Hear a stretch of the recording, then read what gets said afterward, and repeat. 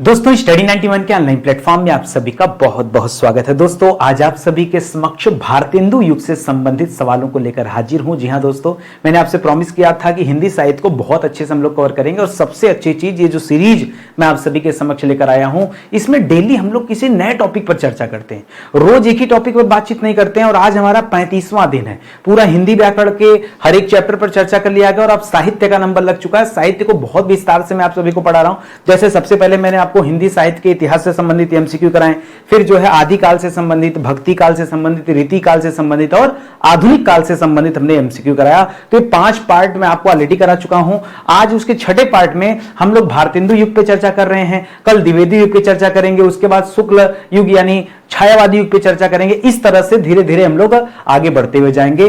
तो याद रखिए, बहुत ही गजब की ये सीरीज है, अपनी हिंदी की ये सीरीज है। तो पीछे के वीडियोज अगर आपने नहीं देखे हैं तो एक बार जरूर चेक कीजिएगा, उससे आप ही को फायदा मिलने वाला है। ठीक है, एक चीज और कहना चाहूंगा, थोड़ा सा भरोसा रखो यार मेरे ऊपर। यदि मैं फ्री में आपको इतना अच्छा कंटेंट दे सकता हूं तो जो मेरे पेड कोर्स है ना, वहां तो मैंने जबरदस्त पढ़ाया हुआ है। ठीक है, इतना बढ़िया एक एक चीजों को पढ़ाया है, समझाया है कि आपको आनंद ही आ जाएगा। चाहे आप हिंदी का बैच ज्वाइन करके देख लीजिए, हिस्ट्री का बैच देख लीजिए। बहुत सारे बच्चों को लगता है कि नितिन सर केवल हिंदी पढ़ाते हैं, कभी आप जीके जीएस पढ़ के देखिए, फिर आप हमेशा के लिए जीवन भर याद करेंगे कि नितिन सर ने क्या पढ़ाया है। ठीक है, तो गजब का बैच हमारा हिस्ट्री का बैच और पॉलिटी का बैच भी है। एक बार डेमो तो आके चेक कर सकते हैं ना, स्टडी 91 ऑफिशियल ऐप डाउनलोड कर लीजिए, यहीं पर आपको डेमो दिख जाएगा। डेमो के लिए आपको कोई चार्ज वार्ज नहीं देना, फ्री में आपको डेमो देखना है।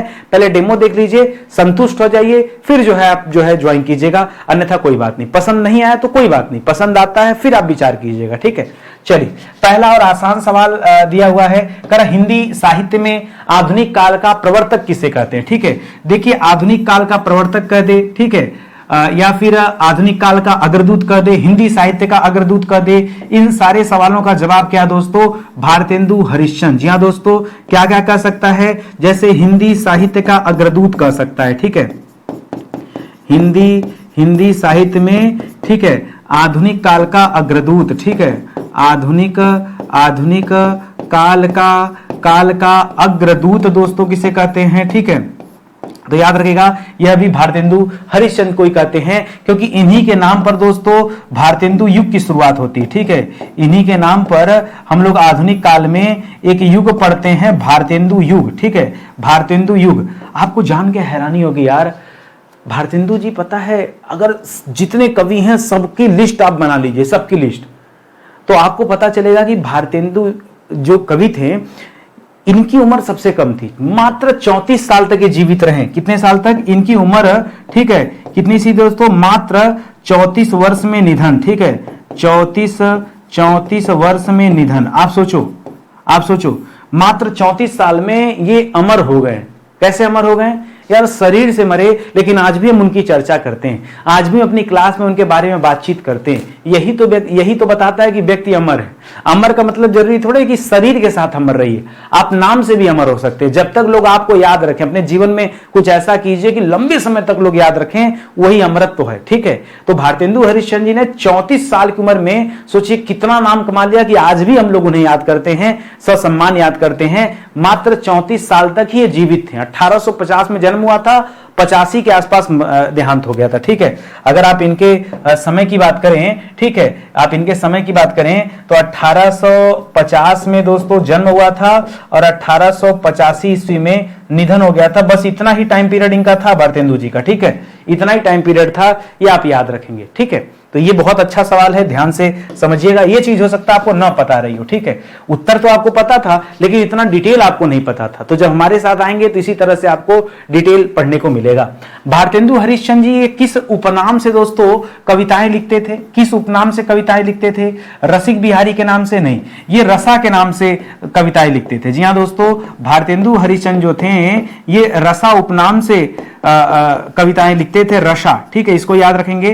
प्रेमधन नहीं, बद्री नारायण प्रेमधन ये इनका पूरा नाम है। ठीक है, बद्री नारायण प्रेमधन। ठीक है, प्रेमधन ये पूरा नाम दोस्तों याद रखेंगे। ठीक है, गया प्रसाद शुक्ल सनेही, यही नाम है ना, गया प्रसाद शुक्ल सनेही, ये सनेही को कहा जाता है, पंडित गया प्रसाद। ठीक है, पंडित गया प्रसाद शुक्ल ने सनेही टाइटल रखा हुआ था। तो ये सब टाइटल के नाम है।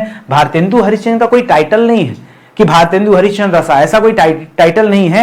हाँ, ये अलग चीज है दोस्तों। अच्छा, इनको भारतेंदु की उपाधि किसने दिया था? नाम इनका हरिश्चंद्र था। भारतेंदु की उपाधि इन्हें बनारस के पंडितों ने दिया था। इस चीज को भी आप नोट कर लीजिए, ठीक है। भारतेंदु की उपाधि, ठीक है, ये भारतेंदु इनकी उपाधि थी, ठीक है।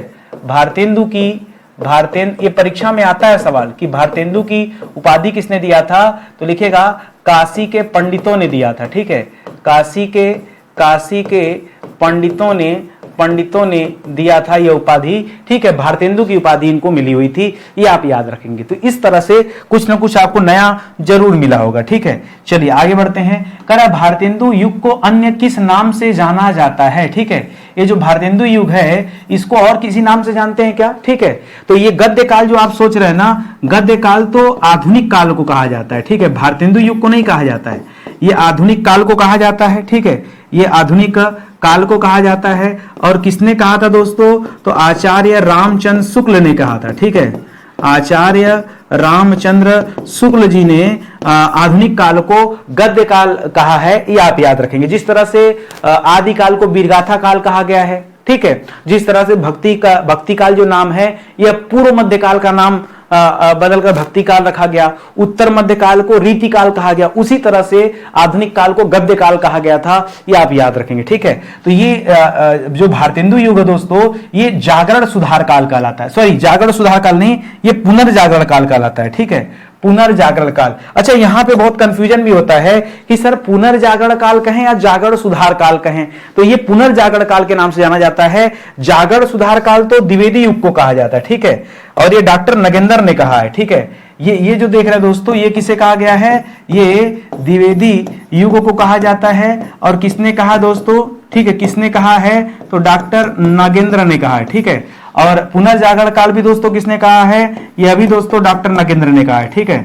डॉक्टर नगेंद्र ने कहा है। उत्थान काल नाम का कोई काल ही नहीं है, तो उसकी तो बात ही मत कीजिए, ठीक है। जो आपका उत्तर है ये पुनर्जागरण काल हो जाएगा सही उत्तर, ठीक है। इसे याद रखेंगे। अगला करा भारतेंदु जी का प्रथम अनुदित नाटक कौन है, ठीक है। प्रथम अनुदित नाटक, ठीक है। सबसे पहले आप रुकिए, इस सवाल का तुक्का मत मारिएगा, पहले सवाल को समझिए क्या कह रहा है। नाटक तो सुना था, ये अनुदित नाटक मौलिक नाटक क्या होता है पहले ये समझ जाइए। कहीं भी लिखा हो मौलिक नाटक तो याद रखिए वो व्यक्ति की स्वयं की रचना है। कहीं भी लिखा हो अनुदित नाटक मतलब वो ट्रांसलेट की गई रचना है, वो उनकी खुद की रचना नहीं थी। उन्होंने किसी ग्रंथ किसी नाटक को पढ़ा और उसका बाद में ट्रांसलेट किया, उसे कहते हैं अनुदित नाटक। तो ध्यान क्या रखना, आपको ध्यान ये रखना दोस्तों कि नाटक जो होता है यह दो तरह का नाटक होता है, ठीक है। कौन कौन से नाटक होते हैं दोस्तों, एक होता है मौलिक नाटक, मौलिक नाटक, ठीक है। दूसरा होता है अनुदित नाटक, ठीक है। दूसरा होता है, पहले तो आप यही नहीं जानेंगे ना। अब इसी तरह देखिए कहीं भी लिखा है अनुदित उपन्यास, ठीक है, ये भी हो सकता है। जिस तरह से नाटक दो प्रकार के होते हैं उसी तरह से उपन्यास भी हो सकते हैं। तो जो मौलिक नाटक होगा ये स्वयं द्वारा रचित होगा, ठीक है, स्वयं द्वारा रचित, ठीक है। किसी ने रचना किया, अगर स्वयं से उसकी रचना किया तो ये ठीक है, और अगर अनुवाद कर दिया, ठीक है, अनुवाद कर दिया तब उसे क्या कहते हैं, मौलिक नाटक। इसी तरह से कहीं अनुदित उपन्यास लिखा है, इसका मतलब वो अनुवाद वाला है। अनुदित नाटक लिखा है मतलब वो अनुवाद वाला है। आपसे कह रहा है कि भारतेंदु जी ने प्रथम अनुदित नाटक इनका कौन था, यानी वह नाटक जो इनका स्वयं का नहीं था, इन्होंने अनुवाद किया था, उसका नाम था दोस्तों विद्या सुंदर। क्या नाम था, विद्या सुंदर। ये उनका खुद, ये नील देवी अंधेर नगरी सत्य हरिश्चंद्र, ये मौलिक नाटक है। क्या दोस्तों, ये हरिश्चंद्र जी का मौलिक नाटक है, मतलब ये उनके स्वयं की रचना है। लेकिन विद्या सुंदर उनके स्वयं की रचना नहीं है, ये ट्रांसलेट की गई रचना है। इसे बंगाली भाषा में पहले लिखा गया था, इसका नाम था चोर पंचाशिका। ध्यान दीजिएगा, सुनिए अब जो लिखा रहा हूं, ठीक है। एक बंगाली भाषा में नाटक रचित था, बंगाली भाषा का एक नाटक था जिसका नाम था दोस्तों चोर पंचाशिका। क्या नाम था, चोर पंचाशिका, चोर पंचाशिका, चोर पंचाशिका, ठीक है। इसी चोर पंचाशिका का विद्या सुंदर नाम से अनुवाद कर दिया भारतेंदु जी ने, ठीक है। इसी का भारतेंदु जी ने क्या कर दिया दोस्तों, भारतेंदु जी ने क्या कर दिया, इसी का अनुवाद कर दिया, ठीक है। इसी का अनुवाद कर दिया और नई किताब लॉन्च कर दिया विद्या सुंदर। ये उनका अनुदित नाटक है, ये आप ध्यान दीजिएगा, ठीक।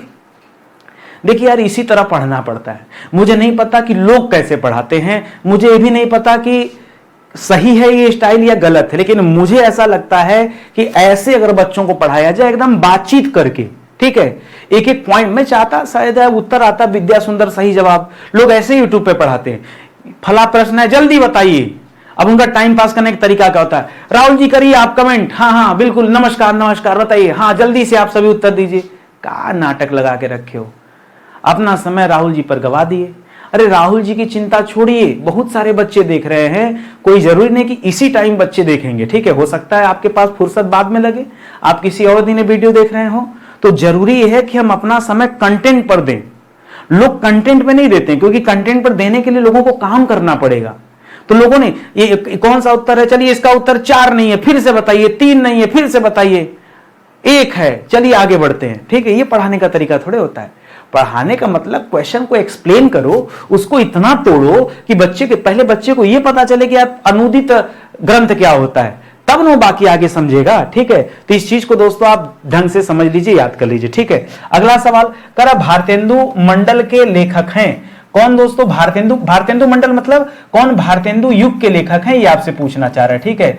इनमें से कौन कौन से लेखक भारतेंदु युग के लेखक हैं ये बताना चाहिए। अच्छा, रामचंद्र शुक्ल, गुलाब राय, इन लोगों की बात कीजिए तो ये लोग दोस्तों छायावादी युग के लेखक हैं, ठीक है। ये लोग छायावादी युग के लेखक हैं। छायावादी युग को ही हम शुक्ल युग के नाम से जानते हैं, ठीक है। यही शुक्ल युग है, तो याद रखिएगा, यह तो आपका जवाब होगा नहीं, ठीक है। ये तो दोनों छायावादी हो गए, ठीक है।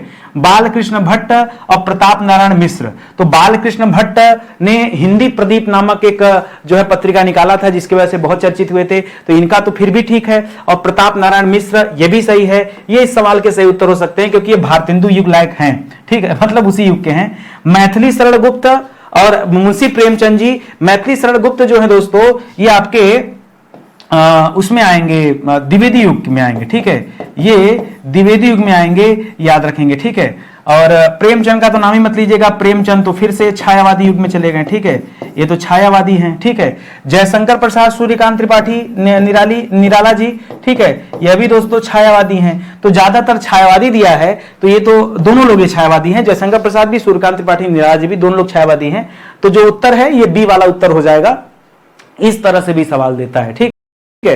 परीक्षा में आपसे पूछ देता है कि कौन भारतेंदु युग के थे, जैसे नहीं पूछता कौन से लेखक आदि काल के हैं, कौन से भक्ति काल के हैं, कौन से रीति काल के हैं, तो आप बताते हैं ना, कौन से आधुनिक काल के, तो आप बताते हैं। अब जब आधुनिक काल के अंदर आप पढ़ रहे हैं तो ये पूछता है, ये आपको बाइफरकेट करके याद रखना पड़ेगा, वर्गीकरण करके याद रखना पड़ेगा कि कौन भारतेंदु युग का है, कौन द्विवेदी युग का है, वो समय के अनुसार होता है। आधुनिक काल में जो 1857 की क्रांति के आसपास जन्मे लोग हैं, 1900 तक समझ जाइए, 1850 से 1850 से लेकर 1900 का जो टाइम पीरियड है, उस लेंथ में जो कोई आता है वो सभी के सभी किसमें चले जाएंगे, वो सभी आपके भारतेंदु युग में रहेंगे। उसके बाद 30-40 साल जो है रख लेंगे उठा करके, तो द्विवेदी युग हो जाएंगे। उसके बाद आजादी के टाइम आएंगे, तब आपको छायावादी युग के लेखक मिलेंगे, ठीक है। ऐसे ही आपको समझना है। आगे देखिए, करा इनमें से कौन सा कवि भारतेंदु युग का नहीं है, कौन सा भारतेंदु युग का नहीं है? बद्री नारायण चौधरी, प्रेमधन, ये तो है दोस्तों, ये अब्र नाम से, अब्र उपनाम से दोस्तों ये क्या करते थे, ये अब्र उपनाम से वो करते थे, ठीक है, कविताएं लिखते थे। ठाकुर जगमोहन सिंह भी भारतेंदु युग के थे। भारतेंदु जी से मुझे लगता है 1850 में भारतेंदु जी का जन्म हुआ था और 57 के आसपास इनका हुआ था, 6-7 साल उम्र में छोटे थे, ठीक है। अंबिका दत्त व्यास नहीं, यहां श्रीधर पाठक कर लीजिएगा दोस्तों, श्रीधर पाठक के भारतेंदु युग के नहीं है। श्रीधर पाठक ये द्विवेदी युग के लेखक हैं, ठीक है। किस युग के हैं दोस्तों? ये द्विवेदी युग के लेखक हैं, ये आप याद रखेंगे। और इनके बारे में कहा जाता है ये खड़ी बोली का प्रथम स्वच्छंदतावादी कवि हैं, ठीक है। सर इतना कठिन आपने बोल दिया कि हम उसे याद कैसे करेंगे, अभी याद हो जाएगा, जीवन भर के लिए याद हो जाएगा, ठीक है। याद रखेगा, खड़ी बोली के स्वच्छंदतावादी कवि, ठीक है। किसे कहा जाता है दोस्तों? ये श्रीधर पाठक जी को कहा जाता है। मैं सोचा जैसे समस्या आपके पास ना, स्वच्छंदतावादी, सर इतना कठिन शब्द कहां दे दिया है? रोमांटिक कवि। इसका मतलब क्या है? इसका मतलब समझिए, ये कैसे राइटर थे दोस्तों? ये रोमांटिक किताब, अरे सर ठीक है, ये रोमांटिक किताबें लिखते थे, हाँ ये रोमांटिक बुक लिखते थे सर, तब तो इनको अलग से याद करना पड़ेगा। श्रीधर पाठक, नाम के आगे पहले इज्जत दे दिया गया है, अगर एक श्री और लगा देंगे तो हो जाएगा श्रीधर पाठक है। तो श्रीधर पाठक जी जो हैं ये स्वच्छंदतावादी कवि थे। स्वच्छंदतावादी का मतलब क्या है, ये रोमांटिक रचनाएं करते थे। सर अब तो याद रहेगा, ठीक है। द्विवेदी युग के हैं, ये जरूर आप याद रखेंगे, द्विवेदी युग के हैं ये आप जरूर याद रखिएगा। श्रीधर पाठक, इनका संबंध भारतेंदु युग से नहीं है, ठीक है। तो मजा आया पढ़ करके, आनंद आया ना? आनंद आया तो आनंद लेते रहिए क्लास में, ठीक है। हमको भी यही चेक करना है कि आपकी तैयारी कितनी बेहतर है, ठीक है। आगे देखिए, करा हिंदी साहित्य में गद्य काल की संज्ञा दोस्तों किसने दिया है? अरे तो पहले ही बता दिया हूं कि गद्य काल आचार्य रामचंद्र शुक्ल ने कहा है, ठीक है। इसको गद्य काल है हिंदी साहित्य में आधुनिक काल को गद्य काल, किसे? हिंदी साहित्य में आधुनिक काल को गद्य काल दोस्तों किसने कहा है? ये आचार्य रामचंद्र शुक्ल ने कहा है। तो ऑप्शन नंबर सी यहां पर सही उत्तर हो जाएगा, ज्यादा इस पे दिमाग ही नहीं खर्चा करना है, ठीक है। करा हिंदी प्रदीप के संपादक कौन थे? हिंदी प्रदीप क्या था दोस्तों? हिंदी प्रदीप एक तरह की मासिक पत्रिका थी। क्या थी दोस्तों? ये एक तरह की मासिक पत्रिका थी, पहले आप याद रखेंगे, ठीक है। पत्रिका जानते हैं ना? अरे मैगजीन यार, ठीक है। यह क्या थी दोस्तों? यह एक तरह की मैगजीन थी, ठीक है। किसने निकाला था इसे? इसने हिंदी प्रदीप जो है जारी किया था बालकृष्ण भट्ट जी ने। अब ऐसा नहीं कि भारतेंदु हरिश्चंद्र के काल को पढ़ रहे तो हर सवाल का जवाब खाली भारतेंदु जी होंगे। ये बालकृष्ण भट्ट ने निकाला था। प्रयाग से पत्रिका निकलती थी 1877 में दोस्तों, इसको शुरू किया गया था। कहां से दोस्तों? इसको प्रयाग से स्टार्ट किया गया था। प्रयाग मतलब प्रयागराज से, ठीक है। प्रयाग का मतलब प्रयागराज से इसे शुरू किया गया था, ठीक है। हरिश्चंद्र जी ने भी बहुत सारी पत्रिका निकाली थी, जिसमें कवि वचन सुधा, हरिश्चंद्र मैगजीन, इन सब का नाम आता है, ठीक है। तो लिख लीजिए दोस्तों, जैसे अगर मान लीजिए आपकी इच्छा है कि सर हम भारतेंदु जी के बारे में पढ़ रहे हैं, तो इन्होंने क्या निकाला था? तो लिखिएगा दोस्तों कवि वचन सुधा, ठीक है। कवि वचन सुधा की शुरुआत इन्होंने किया था। इन्होंने हरिश्चंद्र मैगजीन निकाला था, ठीक है। बाद में अंग्रेजों ने हरिश्चंद्र मैगजीन का नाम बदलवा दिया जबरदस्ती, ठीक है। तो इसका नाम पड़ गया हरिश्चंद्र चंद्रिका, ठीक है। वो सब आगे आएगा कभी चर्चा में। और एक और लिखेगा तीसरे नंबर पे, वो था बाल बोधनी, ठीक है। बाल बोधिनी, ठीक है। ये आप याद रखेंगे। और जो मैंने कहा हरिश्चंद्र चंद्रिका, वो शायद 8वें अंक के बाद दोस्तों अंग्रेजों ने इसे चेंज करा दिया था, ठीक है। तो ये आप याद रखेंगे, भारतेंदु हरिश्चंद्र जी की है। उसी तरह से प्रताप नारायण मिश्र ने ब्राह्मण नामक पत्रिका निकाली है, ठीक है। इन्होंने क्या निकाला दोस्तों? इन्होंने एक पत्रिका निकाला है ब्राह्मण, ठीक है। ब्राह्मण नामक एक पत्रिका निकाली थी, ये आप याद रखेंगे, ठीक है। ब्राह्मण, ठीक है। और प्रताप नारायण मिश्र जी को इन्हें हिंदी का एडिशन भी कहा जाता है, भूल गए थे क्या? ये मैंने आपको पिछली क्लास में पढ़ाया था, ठीक है। इन्हें क्या कहते हैं? इन्हें हिंदी का एडिशन कहते हैं। क्या कहते हैं? इन्हें हिंदी का एडिशन कहते हैं। ये आप याद रखेंगे, प्रताप नारायण मिश्र जी, ठीक है। तो इस सवाल का जो सही उत्तर है ये बालकृष्ण भट्ट हो जाएगा। 1877 में प्रयागराज से बालकृष्ण भट्ट ने हिंदी प्रदीप जो है पत्रिका की शुरुआत किया था। यह एक तरह की मासिक पत्रिका थी। करा भारतेंदु युग के कवियों का मुख्य लक्ष्य क्या था, ठीक है। इनका मुख्य लक्ष्य जो इस युग के कवि थे वो क्या था? करा केवल भक्ति भावना का प्रचार करना। ये भक्ति भावना का प्रचार करना ये भक्ति काल के कवियों की खासियत थी, ठीक है। ये भक्ति काल के जो कवि थे ये दोस्तों इस भाव में रचनाएं करते थे, ठीक है। तो यहां पे तो इसका कोई मतलब ही नहीं है। जन जागरूकता, समाज सुधार और राष्ट्र भक्ति ये आप कर सकते हैं। प्रकृति चित्रण भी नहीं, रीति ग्रंथों का रचना करना नहीं। यहां पर ऑप्शन नंबर बी याद रखेगा, ये जन जागरूकता का समय था। मैंने कहा कि भारतेंदु युग का जो टाइम है 1857 की क्रांति के आसपास का समय है। और 1857 में भारत का पहला स्वतंत्रता संग्राम का युद्ध लड़ा गया था। अरे भाई जितनी क्रांतियां थी, चाहे लखनऊ में, कानपुर में, बलिया में, बरेली में, ठीक है, ये सारी क्रांतियां कब हुई थी? इलाहाबाद में, बनारस में, ठीक है, झांसी में, ग्वालियर में, दिल्ली में, मेरठ में, ये सारी क्रांतियां कब हुई थी? सब तो 1857 की क्रांति के दौरान ही हुई थी। और उसी के बाद ईस्ट इंडिया कंपनी का भारत से अंत हो गया था। और फिर 1858 में 1 नवंबर 1858 को भारत पर अंग्रेजी ईस्ट इंडिया कंपनी का शासन समाप्त कर दिया गया। लिखित उसका आदेश आया और भारत में इंग्लैंड के राजा रानी का शासन शुरू हो गया। ये आपने पढ़ा होगा, ठीक है। तो ये उसी के आसपास का टाइम है। इसलिए राष्ट्र भावना जगाना, जन जागरूकता फैलाना, समाज सुधार पे काम करना, लोगों के अंदर राष्ट्रभक्ति पैदा करना, इस समय के कवि इसी तरह की रचनाएं करते थे। ये आप याद रखेंगे। तो ऑप्शन नंबर बी जो है ये सही उत्तर हो जाएगा। अभी थोड़ी देर पहले मैंने आपको ब्राह्मण पत्रिका बताया कि प्रताप नारायण मिश्र, जिन्हें भारत का एडिशन कहते हैं, इन्होंने इन्होंने ब्राह्मण नामक पत्रिका निकाला था और इन्होंने हिंदुस्तान का नारा भी दिया था। इसी पत्रिका में इन्होंने एक नारा दिया दोस्तों, आपने नाम सुना होगा लेकिन आपको पता नहीं होगा, ठीक है। हिंदुस्तान, ठीक है, हिंदुस्तान, ठीक है। ये किसने कहा था दोस्तों? ये भी इसी पत्रिका से संबंधित है। और ये पत्रिका किससे संबंधित है? याद रखेगा, ये प्रताप नारायण मिश्र जी से संबंधित है, ठीक है। बालकृष्ण भट्ट ने तो हिंदी प्रदीप निकाला था 1877 में, ठीक है, हिंदी प्रदीप निकाला 1877 में, ये तो आपने पढ़ लिया, ठीक है।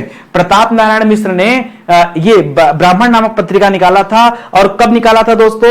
ये कानपुर से पत्रिका आती थी, ये 1883 में शुरू हुई, ठीक है। और ये पत्रिका दोस्तों कहां से शुरू हुई थी? कानपुर से शुरू हुई थी, ठीक है, कानपुर से। और इन्हें क्या कहा जाता है? इन्हें हिंदी का एडिशन कहा जाता है। क्या कहा जाता है? इन्हें हिंदी का एडिशन कहा जाता है। जब चीजों को आप बार बार पढ़ेंगे ना, अपने आप चीजें याद हो जाएंगी। तो सब कुछ पढ़ने पर डिपेंड करता है, सब कुछ पढ़ाने पर भी डिपेंड करता है, ठीक है। तो इसको आप जरूर याद रखेंगे। चलिए आगे बढ़ते हैं, अगले सवाल पर आइए। करा प्रेम पुष्पांजलि, ठीक है। प्रेम पुष्पांजलि के रचनाकार कौन है? जगमोहन जी है? नहीं, याद रखेगा, ये प्रेम पुष्पांजलि जो रचना है ये प्रताप नारायण मिश्र की रचना है, ठीक है। पुष्पांजलि, ठीक है, पुष्पांजलि दोस्तों किसकी रचना है? याद रखेगा, ये प्रताप नारायण मिश्र की रचना है पुष्पांजलि। कैसे याद रखेंगे? तो याद रखेगा प्रताप पुष्पांजलि, प से प्रताप, प से पुष्पांजलि, ये आप याद रखेंगे। बच्चे यहां बहुत गलती करते हैं, ठीक है। बाकी यहां लगा दोस्तों ये प्रेम लगा है, तो बच्चे ऐसा यहां भी गलती करते हैं कि इसको भारतेंदु का मान लेते हैं। नहीं, ये मत मारिएगा। भारतेंदु जी ने लिखा था प्रेम सरोवर। क्या लिखा था दोस्तों? प्रेम सरोवर इनकी रचना है। इनकी रचना है प्रेम प्रलाप, ठीक है। अच्छा, गजब रचना दोस्तों। एक रचना प्रेम प्रलाप है और एक रचना बकरी विलाप है, ठीक है।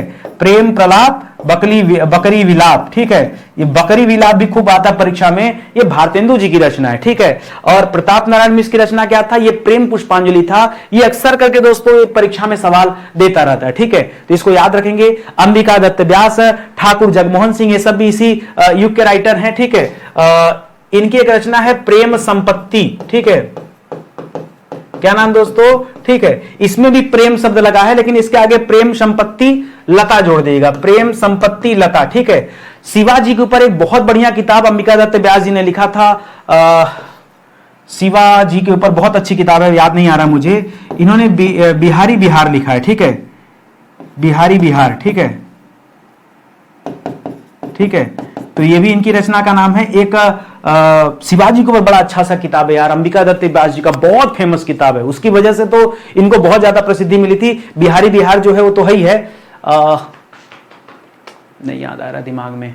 बहुत बढ़िया किताब का नाम है, एक बार आप गूगल करके मुझे कमेंट कीजिएगा तो अच्छा लगेगा, ठीक है। तो इसको याद रखेगा कि इनकी कौन सी किताब, शिवाजी महाराज पर लिखी गई किताब है, बहुत गजब की किताब है, ठीक है। करा भारतेंदु हरिश्चंद्र द्वारा संपादित पत्रिका का सही नाम क्या है? ठीक है, कौन सी पत्रिका भारतेंदु हरिश्चंद्र जी ने निकाला था? मैंने आपको 3 पत्रिका बताया था। क्या था दोस्तों? बाल विनोद नहीं, बाल प्रबोध नहीं, बाला बोधनी था, ठीक है। बाला प्रबोधनी भी नहीं था, बाला बोधनी था, अगर आपको याद हो तो। मैंने पीछे बताया था दोस्तों 3 चीजें निकाला था इन्होंने। एक कवि वचन सुधा निकाला था, ठीक है। एक दोस्तों निकाला था हरिश्चंद्र मैगजीन,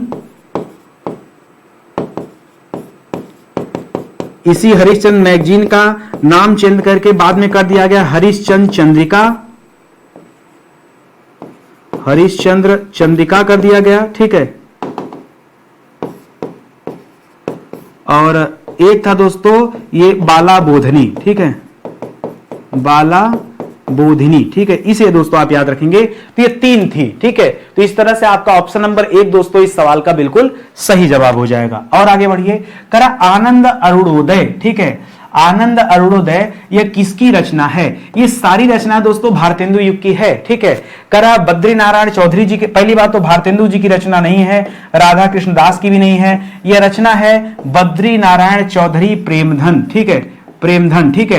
ये प्रेमधन जी की रचना है। इसका नाम क्या है? इसका नाम है अरुणोदय, आनंद अरुणोदय, ठीक है, इनकी रचना है। अब 2-3 रचनाएं और आप जब पढ़ ही रहे हैं तो पढ़ लीजिए। एक परीक्षा में सवाल आता है जीर्ण जनपद किसकी रचना है? जीर्ण जनपद वो भी इन्हीं की रचना है, ठीक है। हार्दिक हर्षा दर्श किसकी रचना है? ठीक है, क्या क्या है? जीर्ण जनपद, जीर्ण जनपद हार्दिक हर्षादर्श, ठीक है, हार्दिक हर्षादर्श, ठीक है, हर्ष धन आदर्श बराबर हर्षादर्श हो जाएगा, ये आप याद रखेंगे, ठीक है। मयंक महिमा,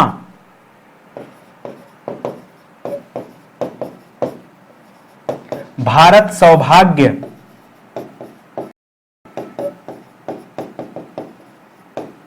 देखिए ये भारतेंदु युग के हैं और ये लिख रहे हैं भारत सौभाग्य, गजब की रचना है भारत सौभाग्य, ठीक है। और यही बता दूं मैं आपको, एक रचना और आपको मिलेगी, भारत दुर्दशा, ठीक है, परीक्षा में खूब आता है, भारत दुर्दशा किसकी रचना है, ठीक है।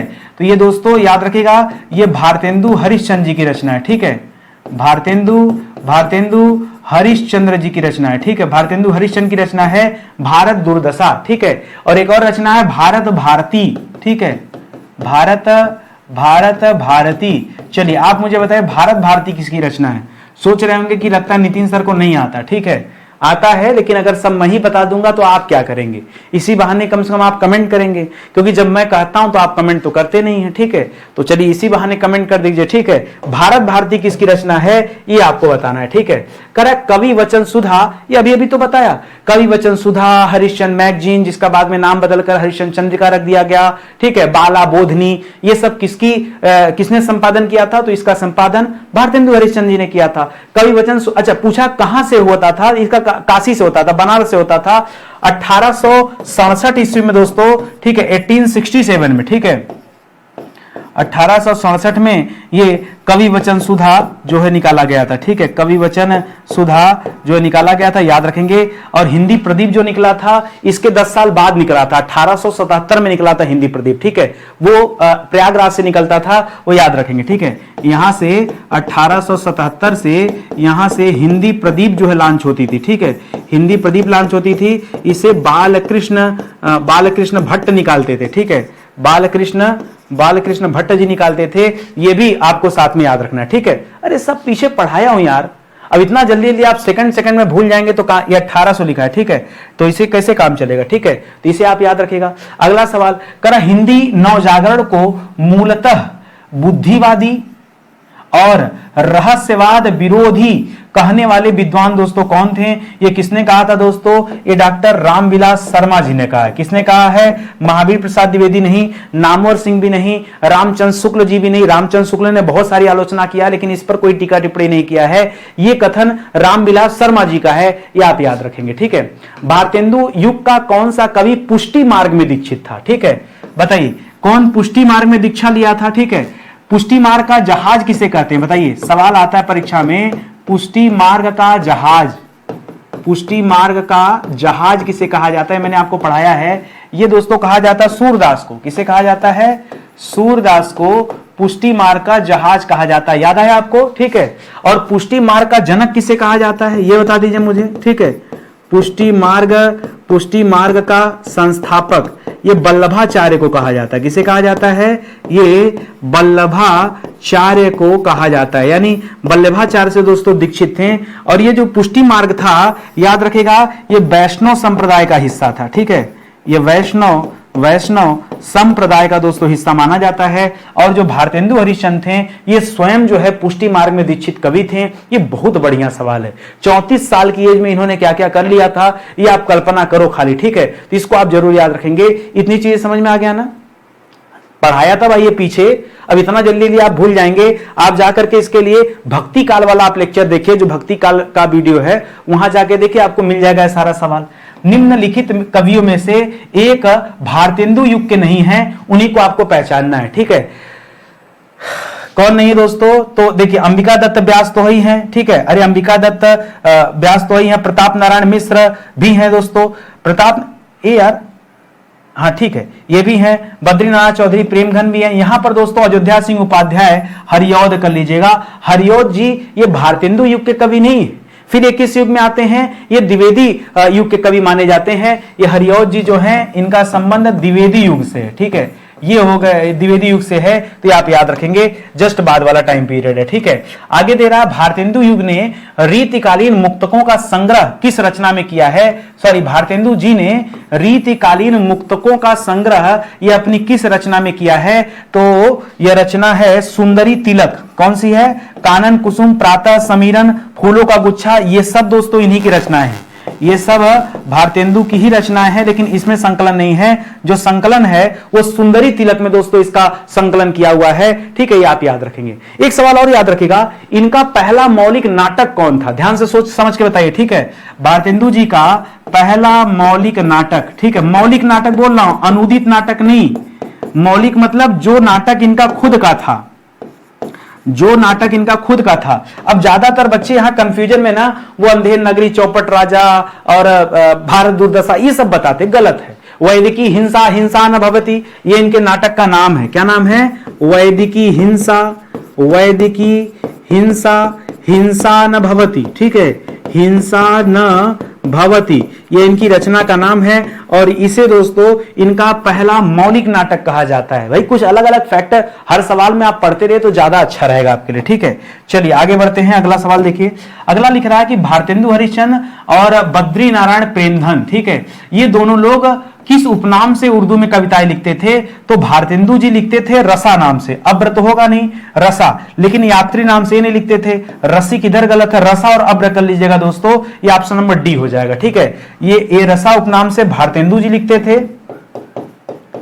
और अब्र नाम से दोस्तों प्रेमधन जी लिखते थे, बद्री नारायण प्रेमधन। ठीक है, तो इस तरह से दोस्तों ये आप याद रखेंगे, ऑप्शन नंबर डी इसका सही जवाब हो जाएगा। तो पीछे भी आपको बताया था मैं, करा भाषा संवर्धनी सभा क्यों बनाएगी? भाषा संवर्धनी सभा हिंदी के प्रचार प्रसार के लिए बनाएगी। सीधा सीधा क्या है? हिंदी के प्रचार प्रसार के लिए ये भाषा संवर्धनी सभा बनाई गई। किसने बना दिया भैया? जिसने बनाया उसने भारत बंधु समाचार पत्र निकाला था। क्या निकाला था? लिखेगा भारत बंधु समाचार पत्र। ठीक है, भारत बंधु नामक एक समाचार पत्र भी उस व्यक्ति ने निकाला था। पहली बात, भारतेंदु हरिश्चंद्र जी का संबंध नहीं है, महात्मा गांधी जी का संबंध नहीं है, ये बाबू तोताराम दोस्तों आप याद रखेंगे। ठीक है, भारतेंदु हरिश्चंद्र नाम भारत बंधु नामक समाचार पत्र ये बाबू तोताराम ने शुरू किया था। भारत संवर्धनी सभा भी इन्हीं ने स्टार्ट किया था। सवाल आता है कहां? ये भारत संवर्धनी सभा दोस्तों एक कहां स्टार्ट किया था? तो याद रखेगा अलीगढ़ में शुरू किया था। ठीक है, और टाइम क्या चल रहा था? 1877 ईस्वी के आसपास है। 1875 में साइंटिफिक इंडिया सोसाइटी का स्थापना सर सैयद अहमद खान ने दोस्तों ये अलीगढ़ में किया था। ये उसी के आसपास दोस्तों इन्होंने भाषा संवर्धनी सभा, ठीक है, जबकि मुस्लिमों का गढ़ रहा है ये, ठीक है, फिर भी दोस्तों यहां पर बाबू तोताराम ने हिंदी भाषा के प्रचार प्रसार के लिए भाषा संवर्धनी सभा की स्थापना किया था। ये हिंदी से आपके संबंधित सवाल है, बहुत अच्छा सवाल है। ठीक है, और आधुनिक इतिहास के सवाल के साथ जोड़कर याद रखेंगे। करा निम्न कृतियों में से कौन सी भारतेंदु हरिश्चंद्र की काव्य कृति नहीं मानी जाती है?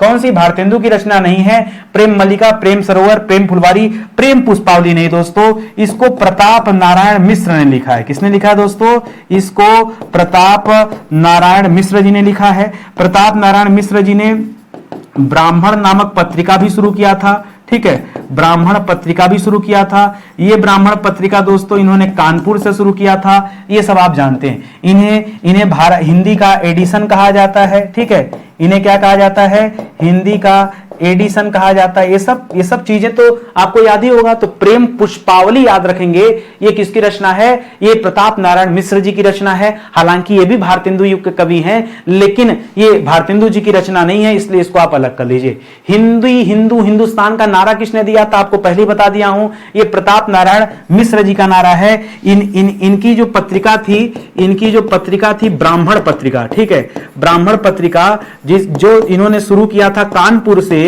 ठीक है, इसी में दोस्तों इसका उल्लेख मिलता है। ठीक है, इसी में हिंदुस्तान का उल्लेख मिलता है और राष्ट्र को एकता के सूत्र में बांधने के लिए इन्होंने नारा दिया हुआ था। ठीक है, तो ये चीज भी आप याद रखिएगा। करा भारतेंदु युग के कवियों में अधिकांशतः जो हैं उन्होंने किस भाषा में कविता की रचना की है? देखिए, रचना दो तरह की होती है। ठीक है, एक गद्य की रचना होती है, एक पद्य की रचना होती है। ठीक है, एक गद्य की रचना होती है और दूसरा पद्य की रचना होती है, गद्य और पद्य की। ठीक है, अब यहां पे सुनिएगा, अगर गद्य की बात करेंगे तो ज्यादा अधिकांश गद्य रचनाएं जो भारतेंदु युग की रही हैं, ठीक है, भारतेंदु युग की, ठीक है, अधिकांश गद्य रचनाएं, ठीक है, अधिकांश, ठीक है, अधिकांश मतलब ज्यादातर, सब मत बोल देना, ठीक है, गद्य रचनाएं ये खड़ी हिंदी बोली में की गई हैं, ठीक है, खड़ी हिंदी बोली में की गई हैं। लेकिन जो पद्य रचनाएं हैं ये दोस्तों ब्रज भाषा में की गई हैं, ठीक है, अधिकांश रचनाएं वो ब्रज भाषा में की गई हैं, यही आपसे पूछना चाह रहा है। ठीक है, तो क्यों कहना चाह रहा है, क्योंकि यहां शब्द आपने नहीं पढ़ा, जल्दीबाजी में छोड़कर निकल दिए थे। ये शब्द लिखा था कविता, और कविता का मतलब सीधा सीधा क्या दोस्तों, ये पद्य से है। जो बच्चा तेजी में होता है वो खड़ी बोली उत्तर करके निकल लेता है, उसका ध्यान कविता पर गया ही नहीं। कविता पद्य में आता है ना, नाटक वगैरह गद्य में आएंगे ना, समझिए पहले बात को। अरे सर, आता हुआ सवाल मेरे से गलत हो गया, ऐसे ही होता है एग्जाम में। अगर आप यही क्लास यहां पढ़े, अब यहां पढ़ के आनंद आ रहा है, 25 सवाल पढ़ के गदगद हो गए। 3000 सवाल मैंने आपको बैच में पढ़ा दिया। हिंदी का जो बैच है, मैं क्यों बार बार कहता हूं यार, बैच को आके पढ़ो। बैच में पढ़ने का एक अलग आनंद है। पहले हिंदी को डिटेल में पढ़ा दिया गया, भारतेंदु युग के बारे में विस्तार से बता दिया गया, फला फला फला राइटर है, इन्होंने ये लिखा, इनका जन्म ऐसे हुआ, इन्होंने ऐसे ऐसे, सारी चीज बता दी गई। उसके बाद फिर क्वेश्चन आंसर करा दिया गया। कहां जाएगा सवाल निकल करके, कहीं नहीं जाएगा। तो इस तरह से जब आप पढ़ेंगे तब जो आनंद आएगा। अगला सवाल देखिए, अगला सवाल दे रहा है कि निम्नलिखित साहित्यकारों में से सबसे कम आयु किसकी रही। देखिए वही जो चीजें मैंने आपको पढ़ाया वो आ गया सामने, ठीक है। तो सबसे कम आयु मात्र 34 वर्ष की आयु दोस्तों किसकी रही दोस्तों, ये रही भारतेंदु हरिश्चंद्र जी की सबसे कम रही। अब इन लोगों का जो भी रहा हो, गजानन माधव मुक्ति, ये भी बहुत ज्यादा दिन तक नहीं रहे, उनको लगता है 50 साल से, ये 50 साल से कम है, ठीक है, 50 वर्ष से कम। अब एग्जैक्ट आप कहेंगे तो मुझे नहीं पता, मोटी मोटा मैंने नहीं याद रखा। गजानन माधव मुक्ति बोध ये भी 50 साल से कम थे। जयशंकर प्रसाद ये भी दोस्तों 50 वर्ष से कम जीवित रहे, ठीक है, 50 वर्ष से कम, ठीक है, 50 वर्ष से कम रहे। ये 60 साल से कम रहे, ठीक है, 50 से 60 के भी नहीं, मुझे लगता है 56-57 के आसपास, ठीक है, 56-57 वर्ष के आसपास दोस्तों इनका निधन हुआ था, ठीक है। मुंशी प्रेमचंद जी का, अरे बनारस के रहने वाले थे, मुंशी प्रेमचंद स्मृति द्वार वगैरह गांव वगैरह सब यहीं पर है, तो इस वजह से थोड़ी जानकारी है। बाकी लोग तो 50 साल से कम वाले, ये तो 34 साल में इनका निधन हो गया। तो सबसे कम उम्र के जो थे ये भारतेंदु हरिश्चंद्र जी थे, ये आप याद रखेंगे, ठीक है।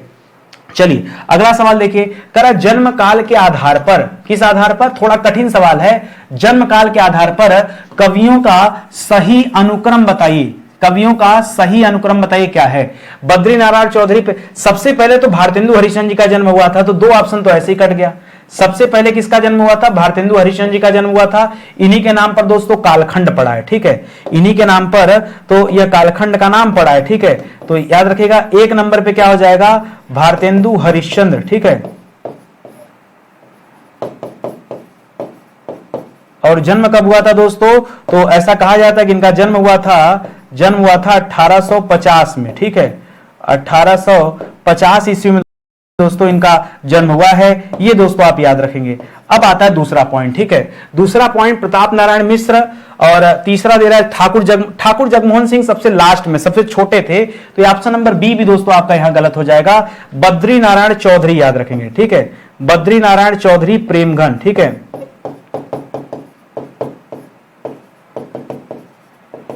ऐसे लिख लीजिए, अभी एक साथ बता दे रहा हूं, ठीक है। फिर तीसरे नंबर पे थे दोस्तों प्रताप नारायण मिश्र, ये ब्राह्मण पत्रिका वाले, ठीक है, हिंदुस्तान वाले, ठीक है। और चौथे नंबर पे थे दोस्तों ठाकुर जगमोहन सिंह, ठीक है। ज्यादा नहीं, मतलब 5-7 साल के अंतर में सब आ गए थे, ठीक है, ये लाइन से हैं, ठीक है। अब देखिए 50 में एक पैदा हुए, 55 में दोस्तों बद्रीनाथ चौधरी जी का जन्म हुआ है, इनका जन्म हुआ है 1855 ईस्वी में। फिर 56 में दोस्तों 1856 ईस्वी में ये प्रताप सर 55 में, ठीक है, ये भी दोस्तों प्रताप नारायण मिश्र का भी जन्म हुआ है, 55 56 ही कर लीजिए, ठीक है, 56 में इनका जन्म हुआ है। और 1857 में, जिस साल दोस्तों 1857 की क्रांति हुई थी, उसी साल ठाकुर जगमोहन सिंह का जन्म हुआ था। तो इस तरह से आप सीक्वेंस बना सकते हैं। तो एज वाइज सबसे बड़े भारतेंदु हरिश्चंद्र थे और सबसे छोटे जगमोहन सिंह जी थे। ये चारों लोग का अक्सर करके पूछता रहता है परीक्षा में, तो सबका नहीं याद करना जरूरी है, लेकिन जो परीक्षा में आता है कम से कम उसका याद हो जाए तो ज्यादा बेहतर है। एक चीज और कहना चाहूंगा, बैच तो अपनी जगह है, लेकिन अगर आप चाहें तो एक किताब आप परचेज कर सकते हैं। अपनी हिंदी की किताब है, 632 पेज की किताब है, बहुत बढ़िया तरीके से ये चैप्टर जो है एक्सप्लेन किया गया है। आप लेंगे दोस्तों, पढ़ेंगे तो भारतेंदु युग देखिए बहुत बढ़िया तरीके से, ज्यादा नहीं, भारतेंदु युग में कुल 6 लोगों का नाम आपको पढ़ना पड़ता है। भारतेंदु हरिश्चंद्र, प्रताप नारायण मिश्र, बद्रीनाथ चौधरी, लाला श्रीनिवास दास जी, अंबिका दत्त जी, बालकृष्ण भट्ट जी, इन्हीं लोगों के बारे में दोस्तों ज्यादातर सवाल पूछा जाता है। फिर हम लोग आएंगे द्विवेदी युग के बारे में पढ़ेंगे, द्विवेदी युग पढ़ेंगे, द्विवेदी युग के बाद छायावादी युग के बारे में पढ़ेंगे, छायावाद बहुत लंबा है, ठीक है। उसके बाद प्रगतिवादी युग के बारे में पढ़ेंगे, ठीक है, उनसे संबंधित सवालों को देखेंगे। फिर अंतिम में प्रयोगवादी और नई कविता का युग आ जाएगा, वो पढ़ करके तब हमारा ये चैप्टर दोस्तों समाप्त होगा। तो बहुत बढ़िया तरीके से दिया गया है। पत्र पत्रिकाओं की बात करें तो बहुत सारी पत्र पत्रिकाओं का संकलन यहां पे दिया गया है, ठीक है। और कब किसे कौन सा पुरस्कार दिया गया ये भी इस किताब में दिया गया। तो बहुत अच्छी किताब है। ऊपर से 6000 सवाल की प्रैक्टिस वाली बुक है। इसी किताब में 6000 सवाल भर के रखा है। हिंदी का हर चैप्टर पे प्रैक्टिस आपकी बहुत बढ़िया हो जाएगी। ऑर्डर कर लीजिए, सीधा आपके घर जाएगी। इससे बेहतर आपके लिए हिंदी में कुछ नहीं मिलने वाला है। आपसे निवेदन यही है कि आप तो हिंदी क्लास देखकर संतुष्ट हैं, एक बार जीके जीएस भी पढ़ के देखिए। और अगर फ्री में पढ़ने की इच्छुक हैं तो हमने जीके जीएस आपको यूट्यूब पर भी पढ़ाया हुआ है, वहां से भी आप तैयारी कर सकते हैं। बट पेड कोर्स का अलग ही लेवल है, अलग ही लेवल है, वो आपके कल्पना से परे है। आप कोई बैच आके एक बार पढ़ लीजिए। मैं कह रहा हूं इसे छोटा सा बैच, संविधान का बैच है, 699 रुपए का बैच है, कंप्लीट संविधान है। आप पढ़ के देखो, आपको लगेगा यार कि गजब चीजें, ये चीजें कभी किसी कोचिंग में आपको नहीं, कोई नहीं पढ़ाएगा। जितना कंटेंट मैंने आपको दे दिया ना, आप पता कर लेना, पढ़ के देख लेना, इतना कंटेंट आपको इतने कम प्राइस में कहीं कोई देने वाला है। और इतनी गुणवत्तापूर्ण क्लास, सच में जो पढ़ने के बाद आपको लगेगा कि एग्जाम में सर इससे बाहर सवाल नहीं आएगा, इतना कॉन्फिडेंस आपके अंदर आ जाएगा, ठीक है। सब कुछ इसी ऐप पर है, स्टडी 91 ऑफिशियल जो ऐप है, इसी पर आइए, विजिट कीजिए और यहीं से कीजिए तैयारी। हमारा हेल्पलाइन नंबर है, कहीं कोई डाउट है, कुछ पूछना है, समझना है, कॉल कर सकते हैं, मैसेज दे सकते हैं, व्हाट्सएप पे जुड़ सकते हैं, जो इच्छा हो करिए, ठीक है। बहुत बहुत धन्यवाद आप सभी का। जो मैंने कमेंट में सवाल पिंग किया था कि भाई आप जवाब दीजिएगा, उसका जवाब आप जरूर दीजिएगा, ठीक है। बहुत बहुत धन्यवाद आप सभी का। जय हिंद, जय Bharat. Thank you so much.